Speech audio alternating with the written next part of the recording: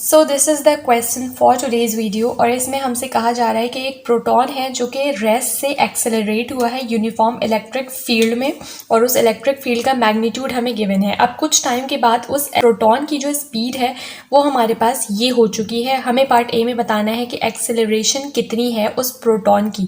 तो अब हमें एक बात ये याद रखनी है कि जब भी कभी कोई चार्ज पार्टिकल इलेक्ट्रिक फील्ड में रखा जाता है तो उसके ऊपर इलेक्ट्रिकल फोर्स अप्लाई होती है, जिसका फॉर्मूला हमने पढ़ा हुआ है इलेक्ट्रिकल फील्ड इनटू क्यू, यानी magnitude of that electric field into magnitude of that charge. तो अब यहाँ पर हमारे पास हमने पढ़ा हुआ है एक और चीज़ कि मेरे पास जो सम ऑफ फोर्स होता है वो इक्वल होता है मास इनटू एक्सेलरेशन के according to second law of motion. अब यहाँ पर हमें अज्यूम क्या करना है, हमें अज्यूम ये करना है कि फॉर एग्जाम्पल अगर ये मेरे पास एक प्रोटॉन है तो इसके ऊपर सिर्फ और सिर्फ एक ही फोर्स है जो कि एक्ट कर रही है, which is equals to electrical force, यानी कि इलेक्ट्रिकल फील्ड के अंदर सिर्फ और सिर्फ एक ही फोर्स है इस प्रोटॉन पे जो कि इलेक्ट्रिक फोर्स है।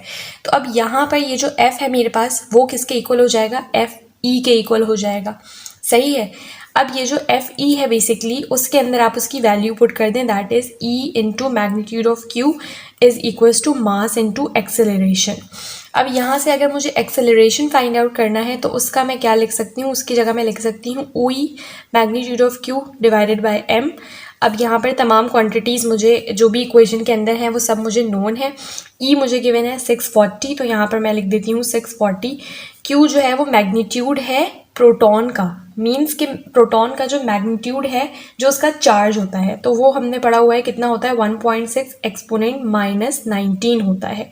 एंड डिवाइड में आपके पास मास ऑफ प्रोटॉन जो कि हमने पढ़ा हुआ है होता है 1.67 एक्सपोनेंट माइनस 27। तो जब आप इसको अपने कैलकुलेटर में पुट करेंगे तो जो आपके पास एक्सेलरेशन आएगी वो इक्वल आएगी आपके पास 6.13 एक्सपोनेंट 10 मीटर पर सेकेंड स्क्वायर के। So this is part A. अब पार्ट बी में हमसे कहा जा रहा है how long does it take the proton to reach its this speed.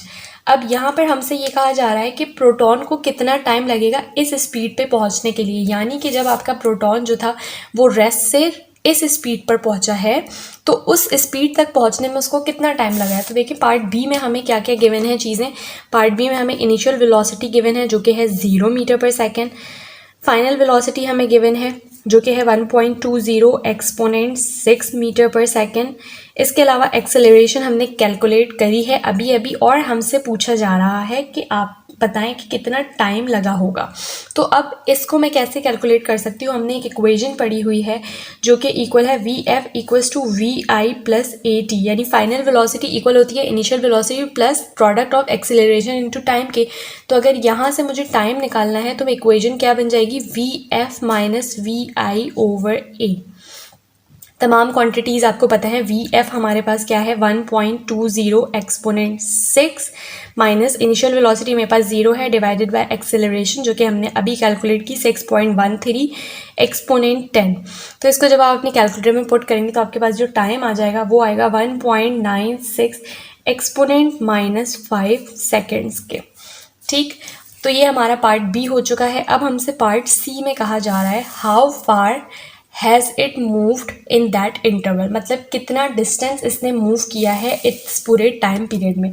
तो डिस्टेंस का हमने फॉर्मूला पढ़ा हुआ है simply delta X is equals to V I T plus half A T square. अब क्योंकि इनिशियल वेलोसिटी 0 है तो ये पूरी टर्म कैंसिल आउट हो जाएगी और मेरे पास कितना बच जाएगा, सिर्फ और सिर्फ हाफ ए टी स्क्वायर बच जाएगा।